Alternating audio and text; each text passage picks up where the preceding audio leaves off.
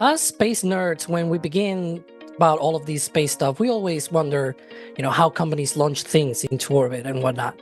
And here at NSF, we've had plenty of launch companies to talk to and everything.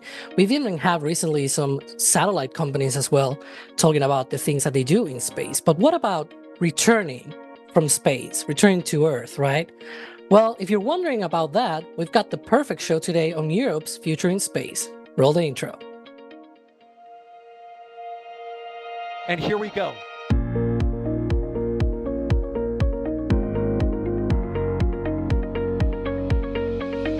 have liftoff. Propulsion continues to be nominal. R68 chamber pressure looks good. Doubling up. Roger, roll, Atlantis.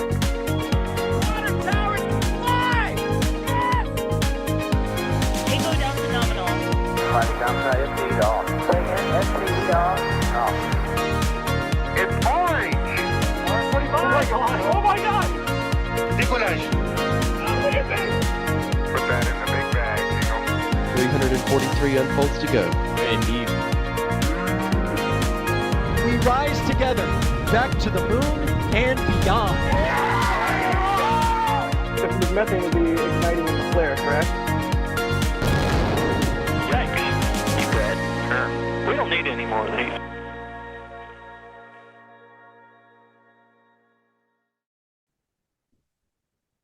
Well, it's another show of Europe's Future in Space. We are here with the 8th episode. Kind of crazy to think about that. But, you already know me. I'm the guy with a long name here. And as I said, we're going to have a return to Earth company. It's not even a launch company or they do sort of do things in space, I guess. But let's get Sebastian Klaus here from Atmos Space Cargo. He's the CEO. Welcome to the show, Sebastian. Thanks a lot for having me, and thanks for tuning in. Yeah, as I said, your company will return things from space. You're trying to get there, right? We'll talk about that in the show, but also there'll be things in space as well. And of course, as we go through, we're going to have all of your questions in the background. If you tag at NASASpaceflight in chat, we'll gonna be able to gather all of those questions, and DUIs will be in the background picking those, and we'll chime in every now and then to see what you guys' questions are and see what's up, like or down, I guess, because this is also returning back from space. Thanks, Steve, for being here with me. Of course. And of course, we're going to have Jay King in the background. He's going to be operating the stream. And of course, he also has some of these contacts as well, doing all the work and talking to all of the companies and whatnot. I'm doing the phone thing, but it's actually via email. Anyways, let's get down to the show. And, Sebastian, I always ask the same thing at the beginning because it's the main question that I always have. How did this company came to be? Like, if I'm not mistaken, it was in 2021, very short time ago, like 4 years ago. So suddenly there's Atmos Space Cargo. How was it like that? Yeah, I guess the truth is that it's like with every overnight success story, there's like a 20-year story behind that. So I think the way it all started was actually already really 20 years ago. I was 17 years old in 2004. Bert Rutan built the Spaceship One in California and flew it over the Kármán line. And I was just about to finish school and I saw that and I was like, man, that's amazing, right? Like now private people can do what only NASA used to be able to do. And, if Bert can pull it off, maybe I can too. And so that's how the whole story started. I decided to go into the commercial space industry at some point in my life. And I studied aerospace engineering with the German military. So I signed up to become an officer to pay for all of that. And then fast forward, 2021, I'm leaving the military and I'm saying like, now's the time we go all in. And that's how, we started Atmos. And I was, of course, not alone. We were four co-founders. And now 3.5 years later, we've just flown to space for the first time. And, there's also another question that I always make, because picking names for your company must be a bit of a work, right? To do, like, why Atmos? Is that like an acronym or an initialism or something like that? Yeah, the reason it's called Atmos is because atmospheric reentry is what we do. So that's the Oh, part we concentrate on, right? Like from space through the atmosphere down to Earth. And we always said that we would focus on bringing things back from space, like any type of mm, cargo. Doesn't matter if it's like, biomedicine or in space manufactured semiconductors or rocket stages. I mean, we'll talk about all of that in detail. But yeah. what all of these fields have in common is they all need to go through the atmosphere, and that's how we came up with Atmos. All right. Yeah. So let's get down to the basics, right? Like we're talking about returning things from space, but how do you return things from space? Because I have here a neat render of some of those things that you're using. What are these called for the audience to know? Yeah, so we call them Phoenix, Mm-hmm. and Phoenix is our very first product. It's pretty much the minimum viable product, good enough to bring something like 100 kilograms of biomedicine back from space, for example. And what you will see immediately is that it looks odd, right? Like it doesn't look like your typical reentry capsule. And that is because it uses a quite novel technique called an inflatable atmospheric decelerator. And this type of technology was developed by NASA. NASA had two very successful missions called Hyatt and Lofted. Lofted just flew 2.5 years ago and brought back 1.5 metric tons from low Earth orbit. And so we have designed our vehicle pretty much based on where NASA took off, and we added Mm-hmm. some special details in the inflation technology. And I think the interesting thing about this type of technology is that it builds, of course, upon decades of atmospheric reentry research, but it's the most advanced technology that is out there right now, right? So, I mean, back in the 50s and 60s, you had the ablative heat shields that were developed for, Apollo and Mercury. And then they were used on Soyuz and Dragon and exploration company Nix. So when it's about high reliability, it's still a very good option to go for these ablative heat shields. But the problem with ablatives is that on the one side, by definition, they're not reusable because they burn away. You have to replace them. And then the other thing is they do not scale very well. So if you are, let's say, a rocket manufacturer and you want to bring back your rocket upper stage from space, it's quite difficult to do that with an ablative heat shield. And so that's why then back in the 70s and 80s, NASA came up with the idea of having ceramic tiles on the space shuttle. And SpaceX is, of course, also using a similar type of ceramic tile on the Starship. And that is already a step forward. It's reusable, but then you're shedding tiles. Sometimes the refurbishment can cost more than actually just rebuilding the heat shield. And it was still not the ideal solution. And really, inflatable heat shields is like the latest state of the art. NASA only started working on that at the end of the 90s and then early 2000s. And the lofted flight only flew 2.5 years ago. So in space terms, it's pretty much yesterday. And now in Europe, we are the first commercial company to use this type of technology. Yeah, because mm, many people might not be aware, but you guys actually launched something already and returned it as well, right? And so, can you talk about that first test mission? I know you guys also did drop tests. We'll talk about that later as well, sort of in between. But let's talk about that mission that was Yeah. just a few months ago, right? Yeah, it was indeed. So we launched on the 22nd of April. So it's been just 6 weeks now. And still everything is still very, very fresh. And I can tell you it was nerve-wracking, obviously, right? Like because we had built that spacecraft very, very quickly.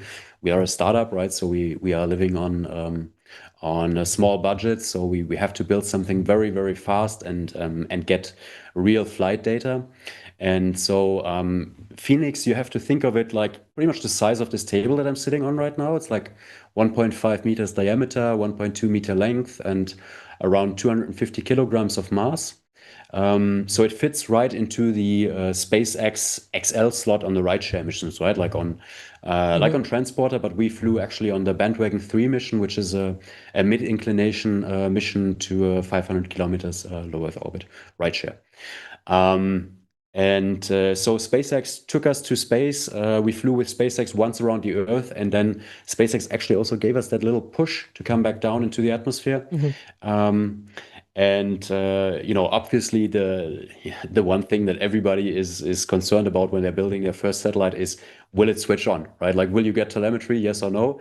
Yes, it Yeah. did switch on, and I can tell you it was a it was a huge relief, right? So we were pretty much flying once around the Earth, and then we were deployed over Los Angeles, and we flew all the way from Los Angeles over pretty much Panama, Ecuador, Brazil, and then we splashed down in the South Atlantic Ocean, something like 2,000 kilometers off the coast of Brazil. And like all along that ground track, we had ground stations lined up, and I think we can see here some footage from us deploying into space. That was.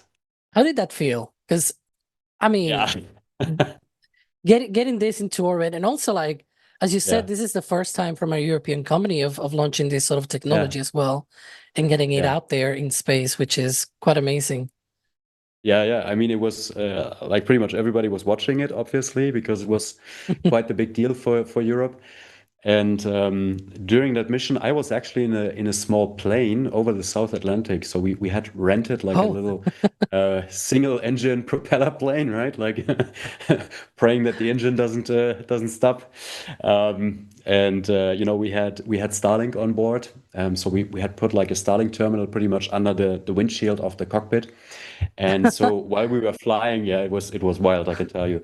We had to improvise a little bit, but we managed. And so we had Starlink, and so we had a live connection pretty much to our mission control center here in Europe. And I mean, when we got the information that we got data, and we got that picture inside of the airplane, I mean, like everybody was like, yes. That sounds amazing.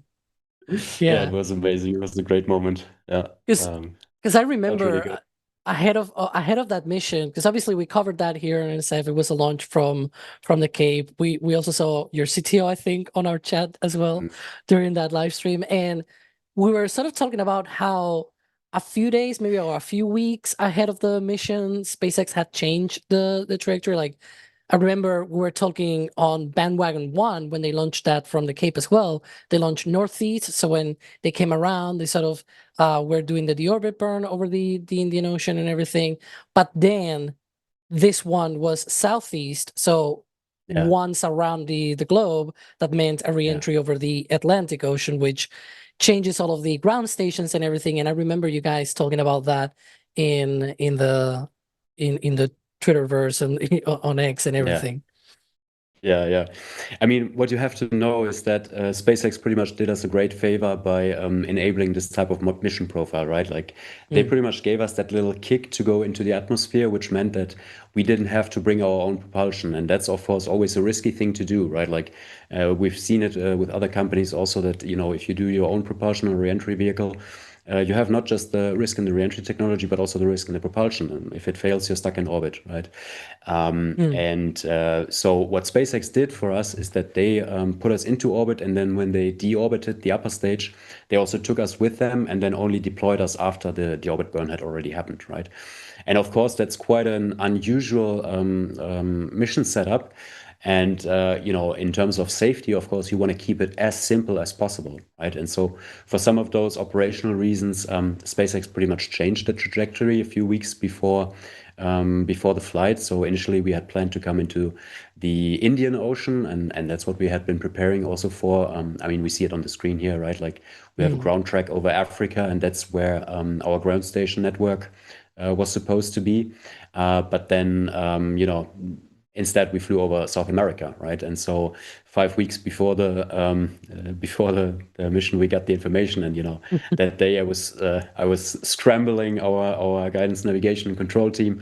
So we were working. It was a Friday, so we were working through Friday, Saturday, Sunday, and then Sunday evening we had the solution, right? Like we knew all of the ground stations along the way that we could use. And then we started to set that up. And I mean, in space terms, like 5 weeks is nothing, right? Like it's Yeah. like you're launching tomorrow. And so we literally put an antenna into the jungle in Brazil. We worked with a ground station in Ecuador. We also had a lot of amateurs actually from the community supporting us. And you know, if some of those guys are online right now, I just want to say thank you. Because it helped actually a lot, right? Like we got data we were sending on UHF and on Iridium, and especially the UHF data was picked up from a lot of amateur ground stations as well, and they sent that data to us. And in the end, it was of course a huge puzzle, but we were able to patch all of this together. And so in the end, I think we got more than 135,000 telemetry points along the track, and that was quite good. So thank you to everybody who has helped make that happen. Did SpaceX at any point say, "Hey, we might have multiple different options on our trajectory, so you might be dropped off"? Like, did you have any inkling that perhaps that could be a thing, like, or you were just thrown this problem and you had to scramble to get it done really quickly? Like, did you have any notions Yeah, before that? I mean, what you have to understand is that we're getting a very good price from SpaceX because we are Yeah, a small rideshare payload, right?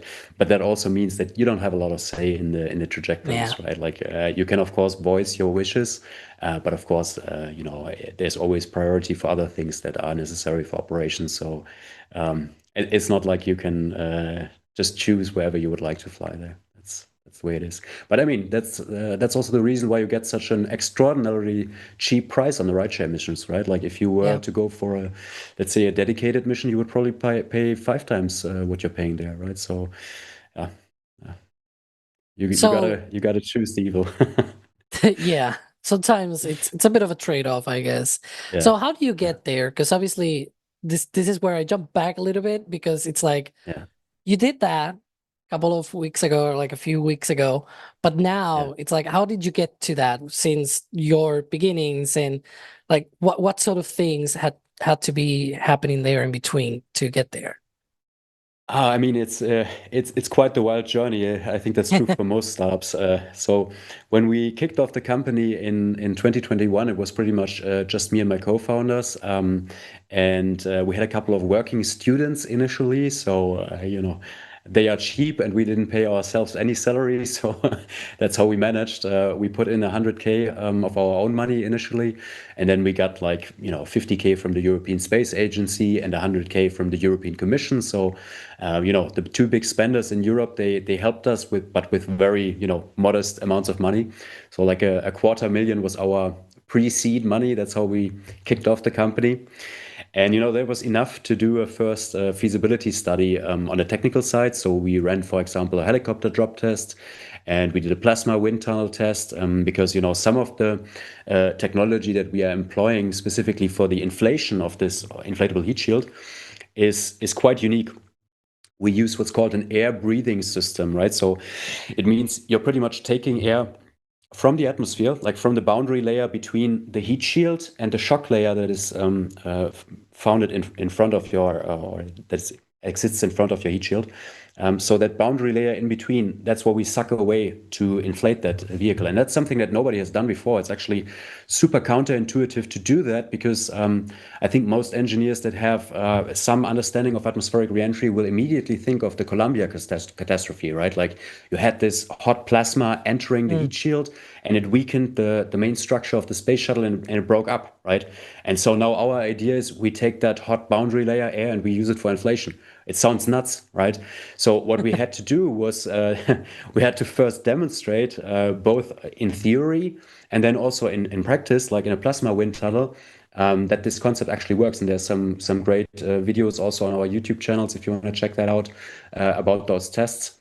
And so that's what we did in late 21 and early 2022. And of course, we spoke to a lot of customers that needed that reentry capability, primarily small launch companies that wanted to make their rockets reusable, but also other companies in, for example, biomedicine in space and so on. And then we tried to raise our first funding round. And the thing is that in early 2022, I think everybody probably remembers Russia invaded Ukraine, and it was world economic crisis, and it was almost impossible to raise any money for anything that was risky. And I mean, space by definition is risky. Reentry is very risky, and an air-breathing reentry system is like the riskiest thing you can do, pretty much. So try doing that in a world economic crisis. It's a tough thing to do. So what we did is we kept the company afloat for a full year, pretty much without paying ourselves any salary. We were all working part-time on the side to keep it afloat. And then finally, in summer 2023, we closed our first multi-billion seed funding round. Multi-million, not billion. That would be nice. Any billionaires listening, please give me a call, please. No, it was a seed fund round of roughly 5 million. We stocked that up later to a little bit more than 10 million total, but so that's how we started. And then from summer 2023, we ramped up very, very quickly. So the good thing was that because of that time where we were waiting, we had a very, very good plan already in our drawers, right? So we were just waiting pretty much for the funding, and then it was just execution, right? So we hired a lot of people, and we knew exactly what we wanted to build. And then we started building Phoenix, this first little capsule. And the way we looked at this was that we said, let's have a look at what's been coming down from space in the last 20 years, right? Like, for example, NASA has a great document called the ISS utilization statistics. And from the utilization statistics, you can look at, how many kilograms of payload went down from space per year, how much of that is bio, how much of that is material sciences or other areas. And then we said, clearly the biggest thing that is out there right now is biomedicine in space, on the International Space Station, right? Like things like, protein crystallization and 3D printing of human tissue, cancer research, aging research. And then we said, the types of payloads that you find on the International Space Station, they are quite standardized, right? So you have these, for example, what's called ISS mid-deck lockers. They are standard shaped payloads. And we said, if we build a vehicle that has the same conditions as the ISS in terms of, pressurized atmosphere, providing power, providing data, and if we can make that in a way where it's completely automated or remote controlled, then probably we will be able to find customers for that. And so we said, oh, we want to have a capacity for something like 3 mid-deck lockers, 100 kilograms of payload, and then we built the vehicle around it.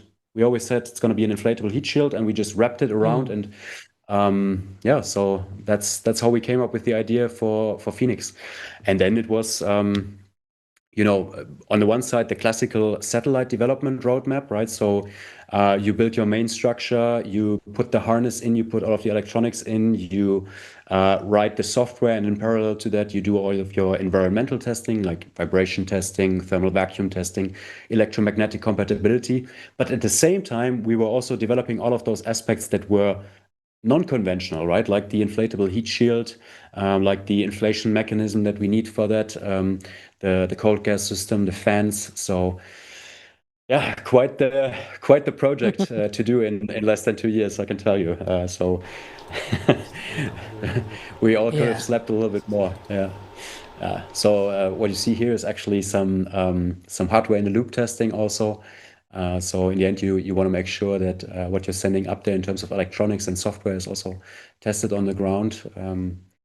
Luckily we got some great partners also here in this area. So I think one of the things that is quite unique about this area of Europe is that there's a lot of partners and suppliers that you do not necessarily have in all places in the US, for example, because here, especially in Germany, we have this very strong automotive industry, right? So when it comes to connectors, cabling, but also things like, for example, the hardware and the loop testing, this is also used for the automotive industry, and so that's where we can then cooperate and build something, let's say, on a budget. All right. Yeah. That was, I mean, that's one of the things that I always say, that, it's incredible getting something to space, but like, as you said, in 2 years, getting all of these things put together and all of the test campaigns and everything. So, we've already been here for 24 minutes or so. So let's go to D, because I'm curious what people are asking in chat. I'm already seeing some people asking questions, and also Atmos itself in chat as well. So D, what are people asking? Yeah, so we've got a number of great questions here. One that got partially answered, I'm going to actually combine here, but Severin was asking about whether the capsules are reusable. And then I'm going to add on top of that from Saad, what sort of cadence Atmos has in the manufacturing here. And so sort of how do those two work together, and how will you be able to scale up and continue to bring more and more payloads back from space? Those are indeed really, really great questions. So number one, reusability. Yes, we are aiming to have a fully reusable vehicle, and I think that's quite unique even for reentry vehicles that you see so far, because most reentry vehicles that are out there, they actually have something like a reentry capsule, and then they have something like a service section, and in most cases that service section contains things like the solar panels or tanks, maybe sometimes even propulsion. And those things are quite expensive, right? So our goal is pretty much to bring everything back. So Phoenix 2, the vehicle that we're going to launch next year in summer, is going to bring back its propulsion system. It's going to bring back its solar panels, all of the avionics, all of the communication devices that we're using. And I mean, for sure, it's not going to work out on the first flight. I think we've all seen that with SpaceX now over and over again, how difficult it is to bring something back from low orbital velocities and get it to be reusable. It's freaking difficult. But that's what we're aiming for, and I think it makes a huge difference in terms of, on the one side, the unit economics, right? You can just be much cheaper. But it's also a good thing to do because it's just more sustainable than dropping your debris into orbit or burning it up in the atmosphere. So our goal is really to bring everything back, and that's the cool thing about inflatable heat shields. You can bring oddly shaped objects back from space. They don't need to look like a cone. They can look like a cylinder. They can have antennas sticking out and whatnot. So that's a really cool thing about inflatable heat shield. And in terms of the cadence, so what we are aiming for is to launch one vehicle next year in summer, and then the other one at the end of next year or beginning of 2027. And then in 2027, we want to slowly start ramping up to something like 3 to 4 launches that year. And then in the year after, slowly going towards monthly launches. So our goal is that eventually we will be able to enable like a rideshare service from space back down, right? Like what you're getting with Transporter or with Bandwagon from SpaceX now for the way up, we want to enable that for the way down.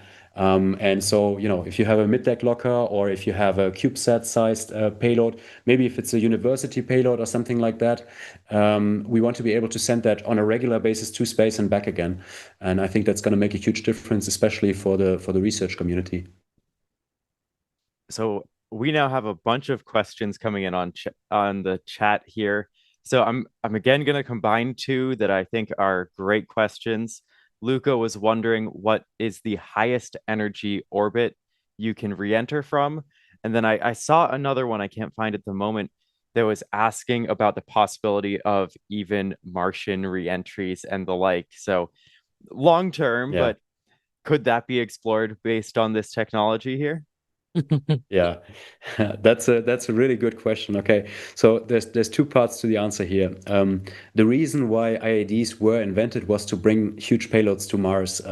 So when NASA started looking at it at the end of the 90s and early 2000s, was that the problem that NASA had was that bringing the big rovers to Mars was pretty much at the border of the capabilities, right? So 1 ton to the surface of Mars is very hard already with classic heat shields, because it's all about this, what's called ballistic coefficient, right? Like how many kilograms per square meter of heat shield are you bringing into the atmosphere?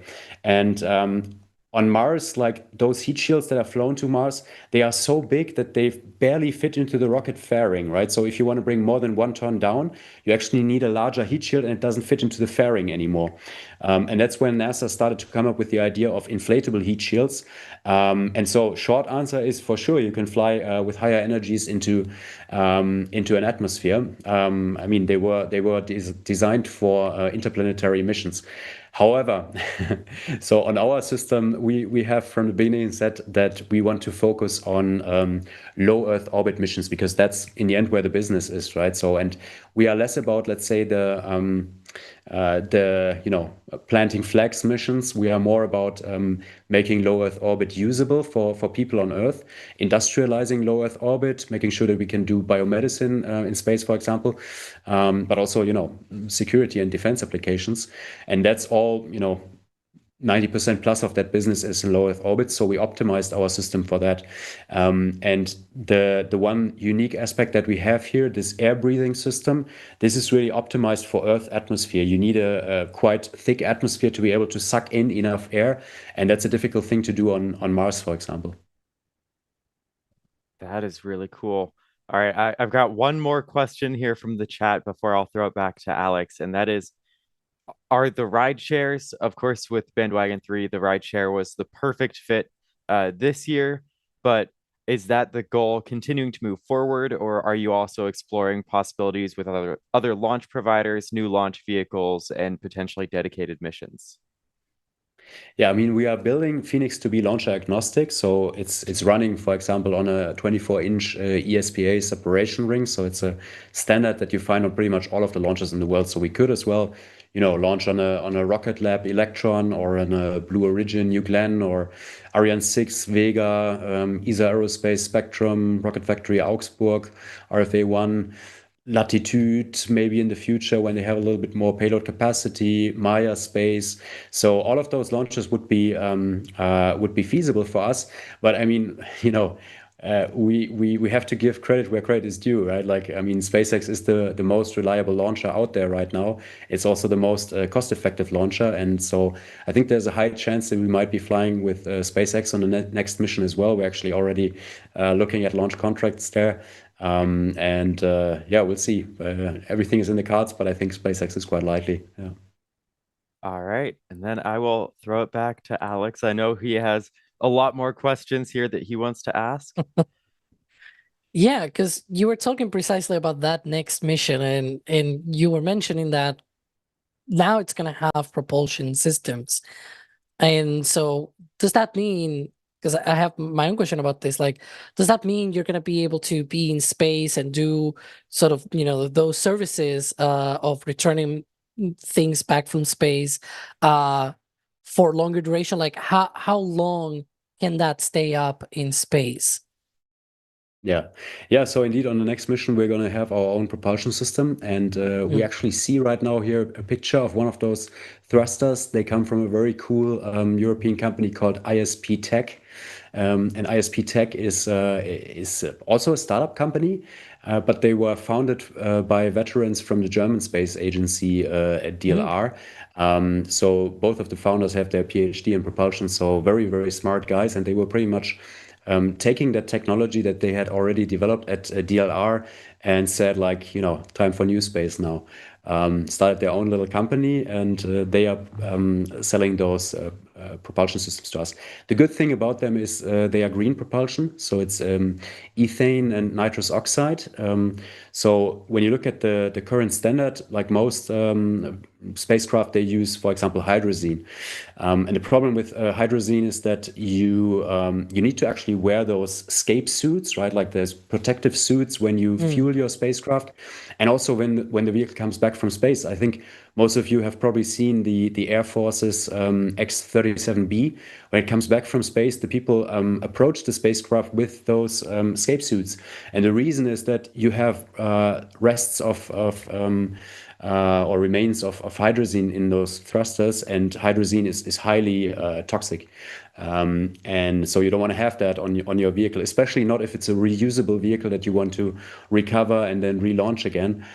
So we went for green propulsion instead. And at the same time, it's also a very powerful system. So we're talking 290 seconds of specific impulse, which is pretty good for those small thrusters. Yeah, we're going to use a combination of 6 of those thrusters for pitch and yaw, and then we're going to use smaller thrusters for roll control, and that will enable us to determine our reentry trajectory for the next flight ourselves. So we're still able to fly to space on a rideshare mission, but on the next flight we're going to stay in orbit for something like 2 to 4 weeks. And then at the end of that, we're going to fire those little thrusters to slow us down by roughly 150 meters per second. And that is enough to take us very flat into the atmosphere. And then we decide where we want to come down. And the plan for the next flight is that we will actually fly to Santa Maria. That is an island in the Atlantic Ocean that belongs to Portugal. So it's the first re-entry towards, European territory. And I mean, the Portuguese guys, they're awesome, right? Like they have a quite small space agency called PT Space. Of course, much smaller than, let's say, NASA or ESA or CNES or DLR, but super reactive, right? Like a really, really great team. And we work very closely with the leadership of PT Space there also to make sure that we have all of our licenses in time. And yeah, we're very much looking forward to bringing that vehicle back to European soil. Whenever you guys want to also re-enter, over Spain and everything, and bring it to the Mediterranean, I'll be glad to see that streak across Are you based country. in Spain right now? Yeah, I'm from Awesome. Seville. Yeah, and so Yeah. going back to Yeah. Phoenix 2, because this is Phoenix 2, right? You said you're going to be up there for a few weeks, right? But there's not Yeah. going to be anyone on board, or are you planning some, I mean, rough no payloads astronauts. there? Yeah, of course. But No, I meant but, payloads, of course. Yeah. In terms of payloads, actually, the capsule is going to be filled to capacity with payloads. Oh. Because the one thing that we know now after this flight is, the satellite works, right? Like we are able to switch it on, and we are able to transfer down the payload information. That's what we did also on this first mission. Now, due to this last phase of the reentry on the first mission that was blacked out, we know that there's still risk, right? Like we didn't have data like all the way to splashdown because it was just out of the range of ground stations. So we still have that risk remaining for the next flight. But the good thing is that we are very, very confident that for the in-space phase, and that's where most of the data is being generated by these, for example, biomedical payloads, we are able to switch them on, and we are able to send down the data. And that's why we're going to fill the capsule to its 100 kilogram capacity. Yeah, that sounds great. And so that's, those were my main two questions of like, is it going to be another sort of empty flight, if you will, right? With nobody, no payloads or anything on board, but really neat that, you're going to be carrying. Is it really hard to find those customers? Because as you said, a lot of the stuff that is done on the ISS, it's, biomedicine and things like that. Is it something that you see that like there's really great demand out there to be able to get those customers and everything?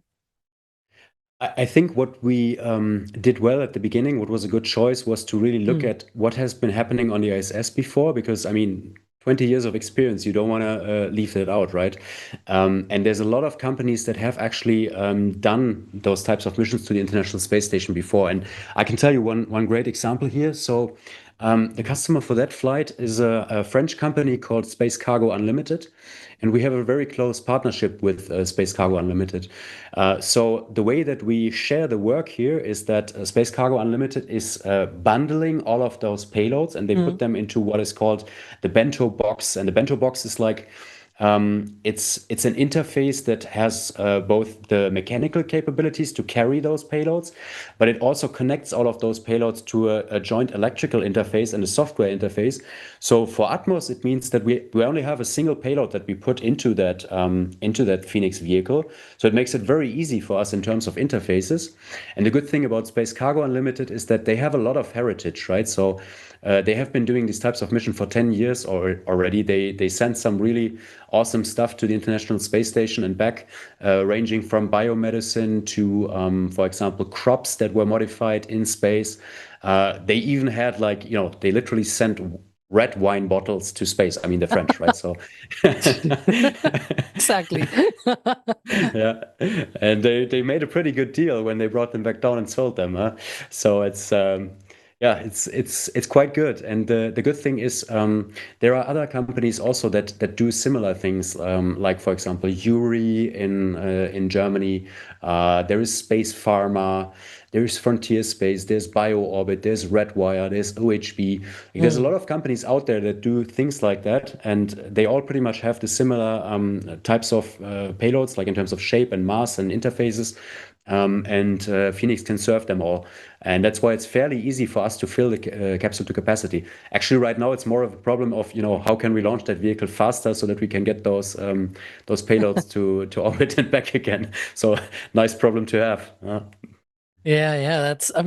That's always awesome too, to have plenty of customers and be like, who's gonna be flying and everything. That's very But awesome. also with the customers, they want to fly rather to today than tomorrow, right? Like, and for us, Exactly. it's a thin red line to navigate between. On the one side, wanting to serve them as quickly as possible and fly fast and make revenue and so on, and the other side, not rush it, right? Like, go at the right pace so that the risk of the flight is under control, right? So yeah, it's a tricky path to navigate, but I think so far we're doing quite well. Yeah.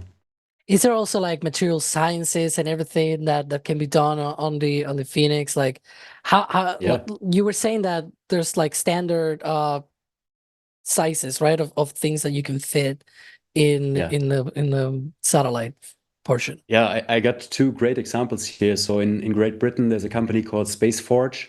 And what SpaceForge does is they do semiconductors in space. And we're talking about very specific types of semiconductors.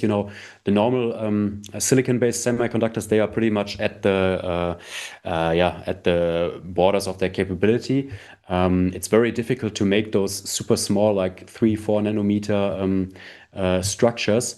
And so if you want to squeeze more power out of those semiconductors, you maybe want to switch to different materials, right? Like, for example, silicon carbide or gallium arsenide. And the problem with gallium arsenide chips, for example, is that when you try to create a wafer like you do with the normal silicon processes, those wafers, they are made from what's called ingots, and those are single crystals of that material. And when you try to create those single crystals on Earth, the gravity actually induces defects in the crystal, and a defect can, cause the chip to fail pretty much.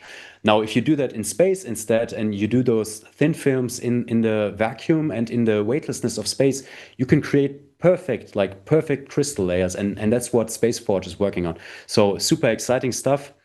And then there's a different example. There's a company in Luxembourg and also in the US called Flawless Photonics.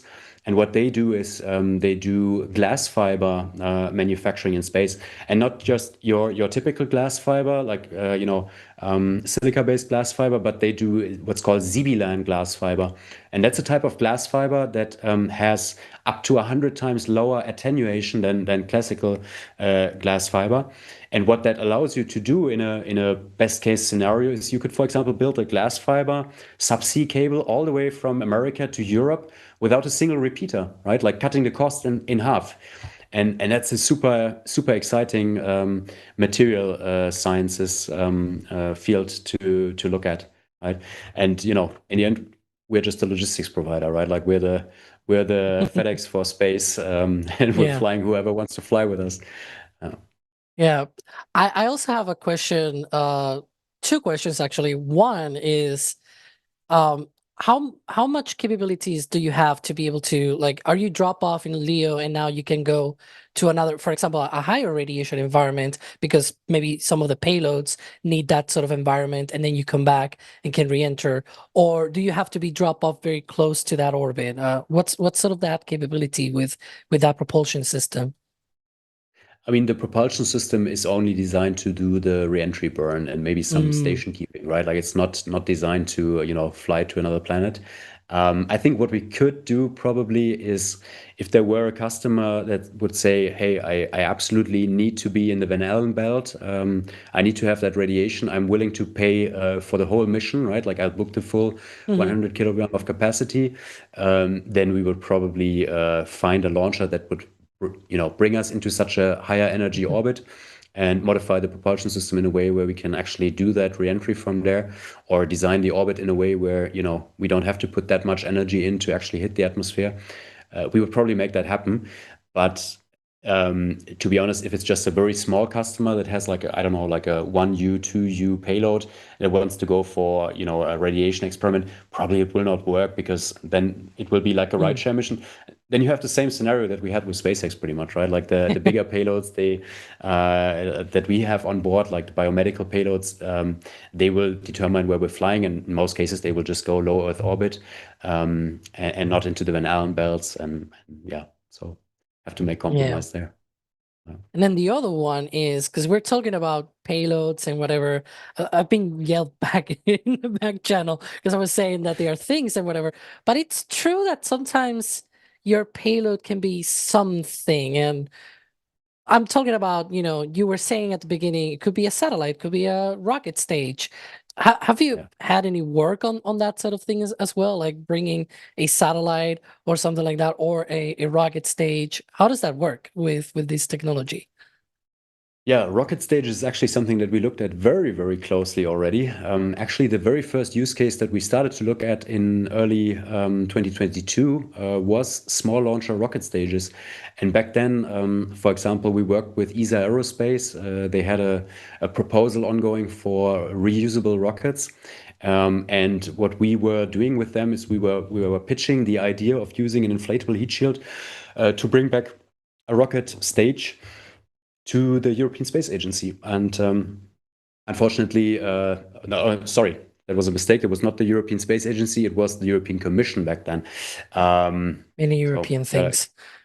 Yeah, it's well, there's quite the rivalry between European Commission and ESA these days. So got to be careful with what I'm saying. So no, it was a European Commission project, and back on that one, we did not win. The money eventually went to the Ariane Group.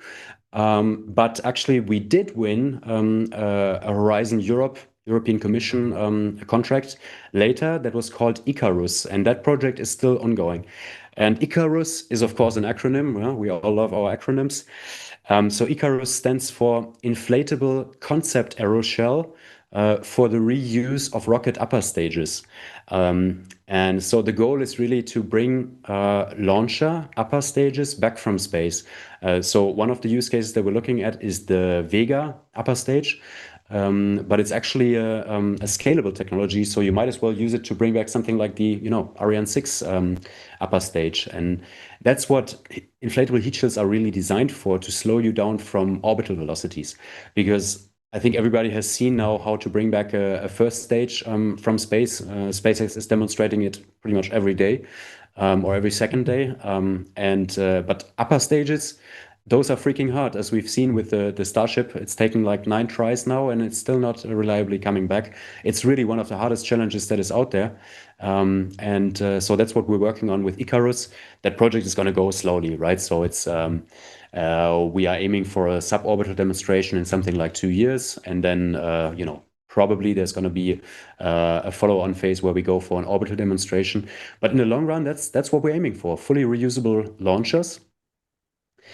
And then when it comes to satellites, I mean, there are great companies out there like Astroscale or like ClearSpace, and they are already working on that capability to grab a satellite in space and then to drag it into the atmosphere and let it burn up. Now, if you combine that technology with our technology, you could really think about catching a satellite and bringing it back down in one piece. And that's a really cool capability that we haven't had since the space shuttle days. I don't know Yeah. if any of the listeners know that mission. Probably they will, because the community is really, really big. So in 1984, there was a space shuttle mission for two satellites called Palapa and We-Star.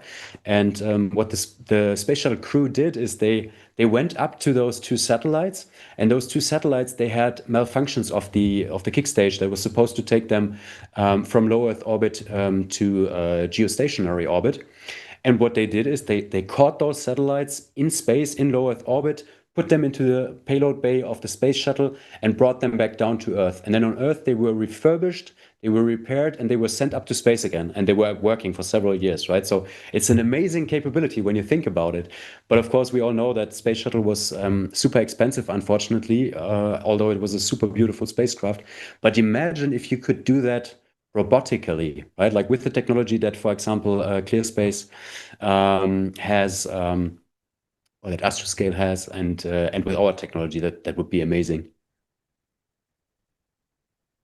Yeah, I'm sure a lot of people in chat are already crossing their bingo cards because we mentioned shuttle, and everybody knows that. Our founder Chris Berging is a shuttle fan, so he's like probably already talking about it. But yeah, and that's one of the things that sort of mixes not just about experiments and things like that, but you can use this technology, as you said, to just things in general that you can bring back, and I really I really think that that's a really great technology.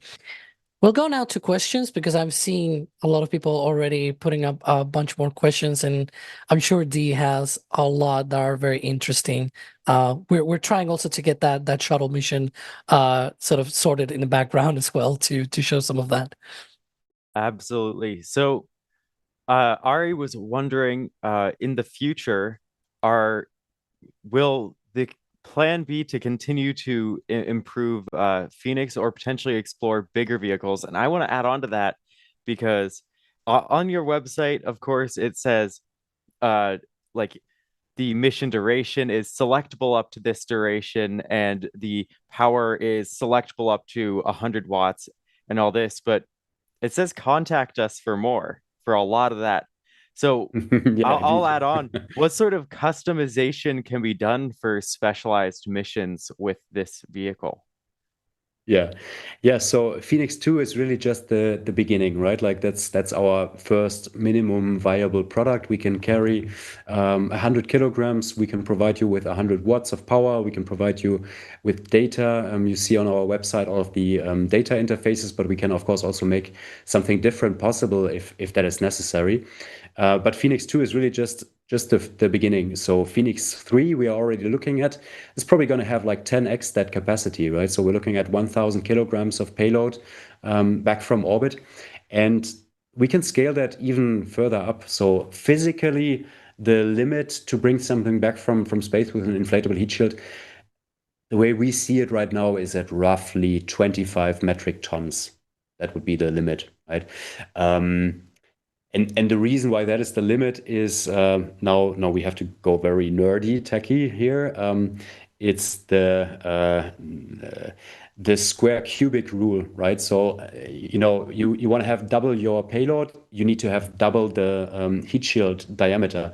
But what happens is that the volume behind the heat shield goes up with the cubic.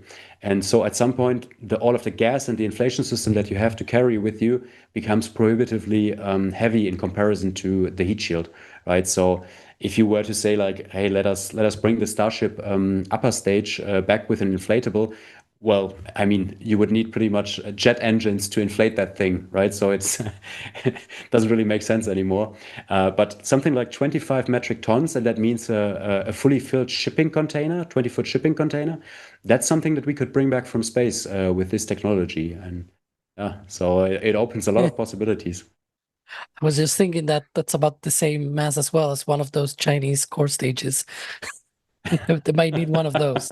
Well, if they're willing to pay us to bring that back, we're willing to talk. I believe we actually have the video. I think we're sort of trying to get that shuttle mission. But D, do we have any more questions from the chat? All right. I've got one that Robin Stevenson was asking here, which I feel obligated to bring up. Is there a corner on here for NSF to tuck a camera? I would say yes. Let's do it. All right, all right, all right. And The technical team is gonna kill me for that, but yeah, let's do it. all right. That's awesome. And Adrian in chat had a question about with the evolution and incoming private space stations, how could those private space stations potentially affect the market or even add new sides to the market of space return? That's a very good question. I think everybody has seen right now that there's a lot of talk about, cutting the NASA budget by 25% and potentially deorbiting the International Space Station earlier and, cutting the gateway. So not going to be a lunar circling space station, most likely. Hopefully, we'll still get to go to the surface of the moon and build a station there, but pretty much the orbital infrastructure that we have right now is not going to be existent anymore. And so there will need to be a commercial alternative for that. And of course, we're tracking like what companies like Axiom and Blue Origin and Voyager are doing. And we also hope that once one or several of those stations start flying, that we will be able to help there a little bit, specifically with the small vehicles, right? Like, and we see it in a different way than let's say a Dragon, right? Like a Dragon is made to berth or dock to a space station. For us, it's more like you would probably bring one of those small capsules as a piggyback payload to one of those space stations, fill it with, for example, biomedical samples that you want to bring down on demand, and then just send those down. So it would be a different a concept of operation there. So we hope to see that happening, and we are very motivated, of course, to help those commercial space station providers. But what we also see is that there will be a lot of funding, also public funding needed for those stations. So it's far from guaranteed that they will happen, right? Like I think one station that is very likely to happen is the orbital reef, right? Like because they have pretty much unlimited private funding. So that's actually amazing, and it's always fascinating when we speak to Blue Origin. They're doing some amazing stuff there, and I love that vision of having that business park in low Earth orbit and preserving Earth for as a natural habitat. Pretty much, I love that. It's a very positive vision. So yeah, let's see how fast it happens, and in the meantime. I mean, if there are any NASA scientists right now listening in, or people that have experiments on the International Space Station that are wondering, where are we supposed to go in like 2 or 3 years if we cannot go to ISS anymore? Well, for sure, Phoenix is going to be flying, right? And we'll be happy to help you there. That is, I mean, we've got so much to see. I think I'll throw it back over to Alex now. He's got so many Still have more questions here. questions. This has been such an amazing conversation so far. Yeah. Yeah, thanks, D. And that's one of the, so we were talking about, bringing things from space, and I think we have the video from the shuttle that you were mentioning, of them bringing back some of those payloads on the shuttle orbiter. Yeah, there we go. And when they grabbed it and everything. And so I saw recently you guys announced a partnership with ARX Robotics, right? If I'm not mistaken, about rapid response capabilities, which is an interesting feature that could enable lots of things, let's say, right?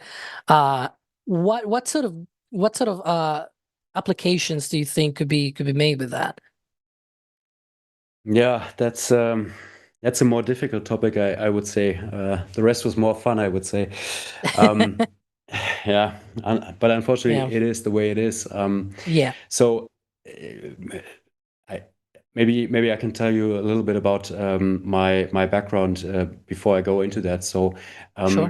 when I decided to go into the space industry as a 17-year-old teenager, I thought my best way to go into the industry was to study aerospace engineering via the military. So I became an officer in the German army. I served 14 years total. Half of that in infantry, like mountain infantry and paratroopers, and then the other half actually in special operations. So there's a German unit called the KSK, which is like it's the German equivalent of the American Delta Force or the Navy SEALs Team 6. So it's like a counterterrorism unit. And in that function, I also went to Afghanistan. I was in Afghanistan more than 300 days actually, and then on shorter deployments in Africa as well. And in Afghanistan, yeah, it was not space related at all, right? Like I was leading combat operations. We were fighting the Taliban. They were shooting at us. We were shooting at them. And one of the major things that I saw there is as German soldiers, we were always part of NATO, right? Like NATO was always the big thing that kept peace in Europe for like 80 years, which also means we depended very much on America to protect us. Like literally the drones and the attack helicopters and so on that we were using in Afghanistan, they were all American. And now I think everybody is seeing that America is focusing more on the threat from China, which also makes sense, right? Like because of its industrial capacity. But what that means for the European countries is that we have to solve our problems on our own, right? And one of those big problems that we have right now is Russia, unfortunately. We see what they are doing in Ukraine, and we see that they are ramping up their activities also on the border to the Baltics and to Finland. And that's something that concerns me personally a lot, right? When I started Atmos, I thought that we would focus exclusively on civil topics, but with everything that I'm seeing there right now, it's really concerning for me. And so I think it's very important that Europe takes more responsibility and rearms and deters Russia. And so the part that Atmos is playing in that is that we work together with European drone companies. And ARX Robotics is one of them, but there are other companies like, for example, Quantum Systems or a number of different companies that develop these types of technologies. And I think everybody, or most of you, will probably have seen what Ukraine did in Russia on the last weekend with the drone strike. That's what we are talking about. We are talking about the capability to bring drones or other military goods very, very deep behind enemy lines.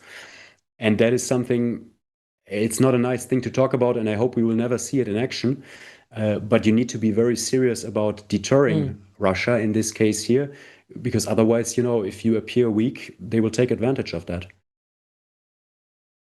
Yeah, so essentially, like that's what you mentioned to sort of wrap it up into a nice bow, I guess, because it's obviously not a nice thing to talk about, wars and everything. But it's true that defense space in general can work as a way to sort of defend yourself and all of those capacities and being able to use those sort of abilities. I guess it's of the utmost importance. That's other one of the other things as well, not just in the geopolitical situation that we are right now, but also in the commercial situation that we are now between all of the different companies. For example, like how do you see these sort of reentry capabilities of bringing things from space compared to the rest of the market? Because you guys were the first ones to use this technology in Europe, because you were mentioning NASA was doing Lofted and all of these other missions as well, and HIAD, I think it was the other one. And so it's like that's first for Europe, and there's other people bringing things back from space. How do you see you fitting into this whole market in Europe? Yeah. Yeah, so the thing about defense is that it was always very connected to space, right? Like the first rockets were ballistic rockets, the first satellites were Mm. spy satellites and military communication satellites. And even when you look at Google Maps, like the GPS that we use for Google Maps, it was developed for military purposes, right? So the way that we see it is that the military can be a very strong customer to develop this type of capability that we can then use also for other civil applications, right? And I think when we compare us and with our technology, when we compare us to competitors that we have in Europe or in America also, I think what's quite unique about us is that the inflatable technology can be used for so many different applications, right? Like, so there are capsule companies out there that are excelling at bringing back biomedical goods from space, or that are excelling at hypersonic research, but they will have a hard time bringing back a rocket stage or a satellite because the technology is not really scalable, right? And then there are the other companies. I mean, when you look at the SpaceX Starship, for example, it's a very, very huge, it's a massive vehicle. But can you imagine a future where, you know, the Starship is landing like, you know, a kilometer offshore near to a big city? It's difficult to imagine for me because it's so huge and so loud and so you know, it carries risk, obviously, because of its large size and the propulsive landing, right? So that flexibility that we have, I think that's a unique thing about this technology, and we're very grateful about everything that NASA has done there before us, demonstrating that this type of capability actually works. Because I think once we figured out how to do this and how to build reusable vehicles with inflatable heat shields, it's going to be a huge advantage compared to some of our competitors. Yeah, I mean, we're seeing recently all of these rapid response capabilities and everything for launch. So I can imagine how, you know, certain defense systems might be like, oh, we also want that for returning and things like that. Because, you know, we've seen like this thing from the US of the Air Force point-to-point cargo and everything. So of course you have the launch part, but you also need to re-enter that cargo. And so it's like, if you can also use that technology, then I can see how that can be sort of part of the partnership with Atmos in Europe, of course, because I'm talking about the US in this case. But yeah, I mean, that's one of the things that nobody likes to talk about, right? Because but these things happen, and there's These applications things for happen. these things. Yeah. That's true. And of course, you know, Atmos is a European company for sure, right? Like, but as I Mm, said, like in my 14 years in the military, we were always part of NATO, right? And that's also the way I see it. We're probably going to sell this first to European militaries. You know, Germany is ramping up its defense spending right now like crazy. We're like tripling our defense budget. But I think, you know, eventually, we're also going to see this in the US. Well, the only thing that we do not do is we do not sell outside of NATO, right? So clearly yeah. not to China or to Russia or anything like that. Okay, so there's a few more things, but I'm gonna go to questions from the chat if we have some more questions. All right. So actually, There the we go. most recent question I've seen here is asking if it actually has any onboard cameras already, if you're able to use that as part of the uh, reliability testing, sort of. Yeah, that is probably going to save me when I have to face my technical team. Yes, it's in the plans for the Phoenix 2 anyway that we will have some cameras on board, and now we just got to make sure that, you know, get a nice angle that we can share with you guys. So yeah, hopefully I'm going to survive that. All right, all right. Yeah, that that would definitely be the best. Anyone else in chat with your questions at NASASpaceflight? I don't have too many more here that I haven't already asked or that haven't been addressed. So I think I will toss it back over to you now, Alex. Yeah, I have sort of a last question. Because we were talking about, you know, going to Mars and everything, with this technology. Could it be used for Venus, for example? Because you were mentioning the air breathing system, and I also Yeah. have another question about that as well. But Venus is like so much thicker, for example. Like, have you Yeah. considered those sorts of things for science missions for ESA, for example?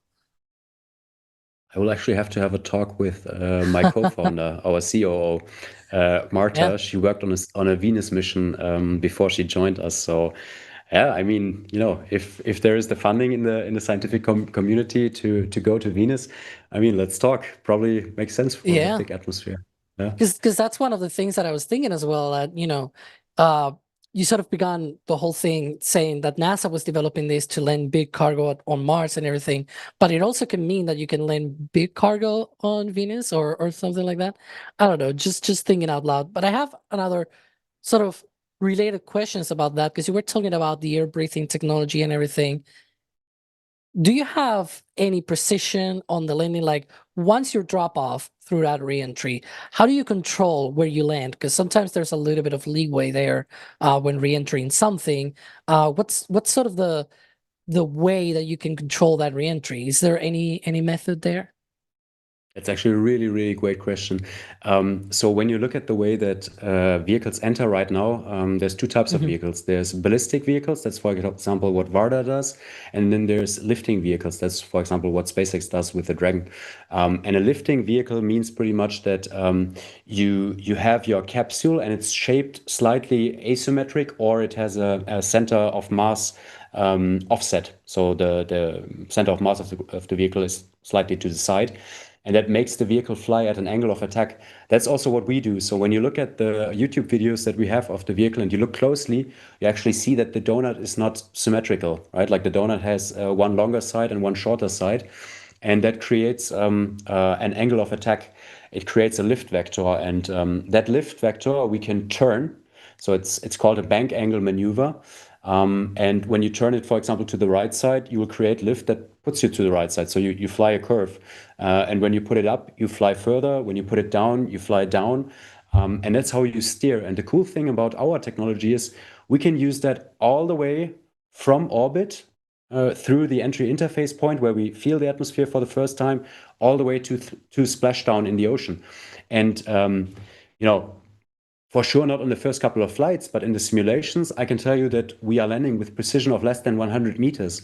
And that's something that you cannot even achieve right now with something like, let's say, a Dragon, right? Like, because, these classic vehicles, they pop parachutes at an altitude of a few kilometers. And then from there, they just drift down with the wind, right?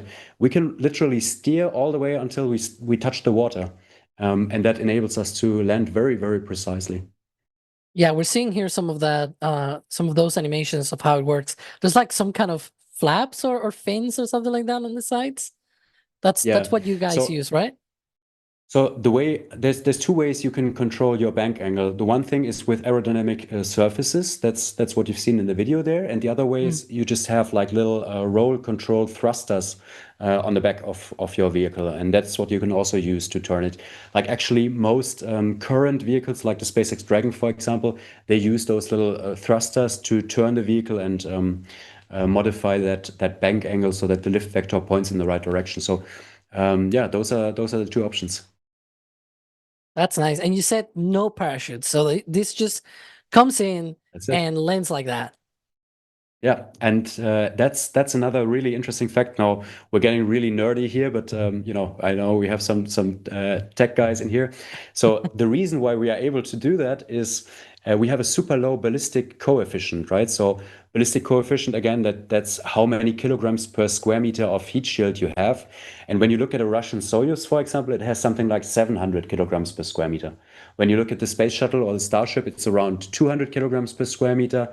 When you look at the NASA Lofted, it's like 50 kilograms per square meter. And on Phoenix, you have less than 10 kilograms per square meter.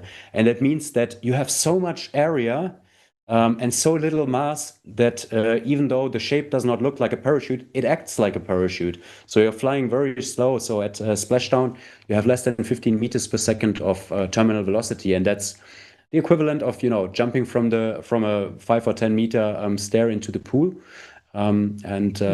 that's what keeps the system very, very simple. And, in spaceflight, simplicity is king, right? Like the less systems you have, the less can fail. And that's what we're aiming for.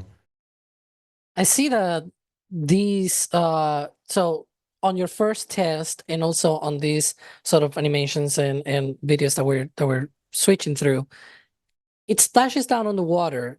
Is there any plans to like actually get on land, for example? And does the water landing sort of affect any of the systems or anything like that for usability, for example? Yeah, I mean, sea splashdown and land landing, they both have like advantages and disadvantages. Mm. When you splash down in the sea, the shocks at landing are much lower than when you splash down on a hard surfaces. So it's easier to just bring the vehicle down in one piece. But then again, you have seawater corrosion, so that affects all of your systems and makes it harder to reuse things. But hard but not impossible, right? Like we've seen it now dozens of times with the SpaceX Dragon. They're reusing them on a daily basis pretty much.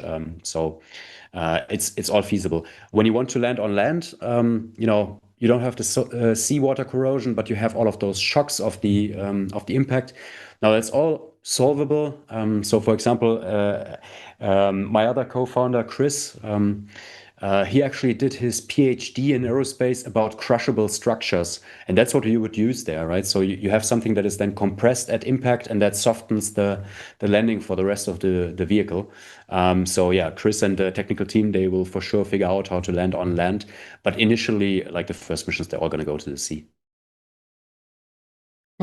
Yeah, those were sort of my more technical questions about the system, because I also don't want to, have you reveal any hush hush or secret spice No worries. sort of technology, of course. But those were sort of, my main questions, because we were sort of Yeah. looping through those. Yeah. Dee, do we have any more questions before we wrap up here? Well, I've seen a couple people in the chat asking about how they can work with Atmos. So what sort of jobs are you hiring? Are you looking for interns? What areas of expertise are you looking for? Yeah, absolutely. We are hiring, and when you go to our website, to the careers page, you will actually find some open positions. The open positions that we have on the website are more for like full-time position, but we also have a lot of working students in the company, right? So that's clearly something that we enable to do.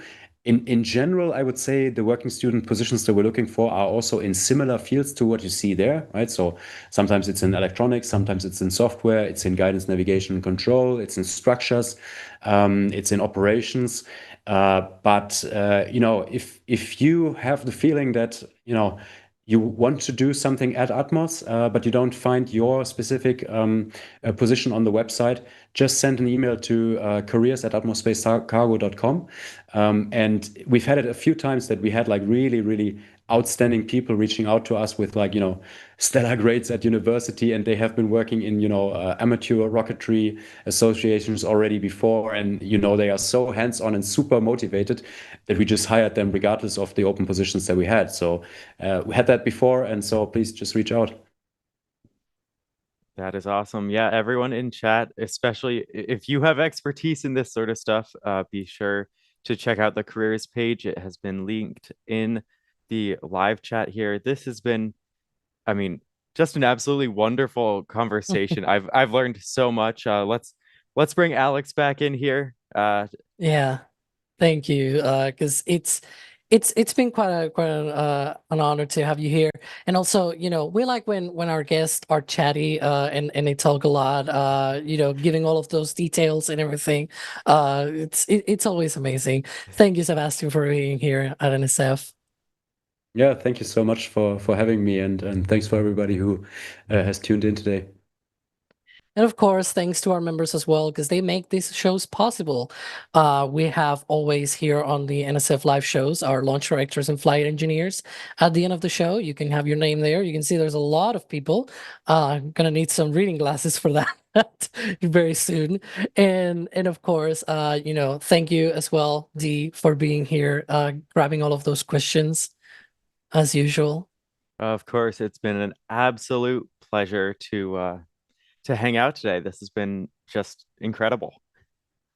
And of course, thanks Jay as well for operating the stream, getting all of those contacts and everything from different companies. We have more in our list. And if you've seen, like, if you haven't seen any episode of your favorite European company or whatever, it's on the list probably. We're just, getting these shows lined up for future episodes. And of course, there's going to be lots more things here at NSF. We're going to have a Falcon 9 launch this Friday. There's potentially more testing at Starbase maybe tomorrow. We'll see what happens. But of course, until the next time, see you later, and thanks for watching.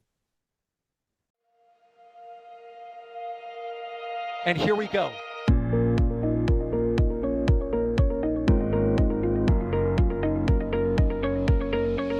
We have liftoff. Propulsion continues to be nominal. R68 chamber pressure looks good. Following up. Roger, with planet. Water towers, fly! Yes! Tango down to nominal. Flight downside speed off. Bring in SPD off. It's orange! R45! Oh my god! Oh my god! Decollage. Put that in the big bag, 343 unfolds to go. Indeed. We rise together back to the moon and beyond. If the methane will be igniting in the flare, correct? Yikes. You read? We don't need any more of these.